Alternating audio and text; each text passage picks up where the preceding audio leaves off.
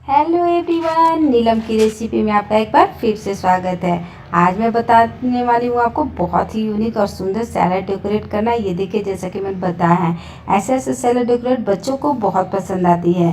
तो चलिए मैं आपको बताती हूँ कि मैंने इन सभी चीज़ों में क्या क्या यूज़ करके ये सैलड डेकोरेट किया है। अगर आपको मेरी वीडियो अच्छी लगे तो लाइक कीजिएगा, चैनल को सब्सक्राइब कीजिएगा और वीडियो को फ्रेंड के साथ शेयर कीजिएगा। कमेंट में करना मुझे बिल्कुल नहीं भूलिएगा, कमेंट में बताइएगा ज़रूर।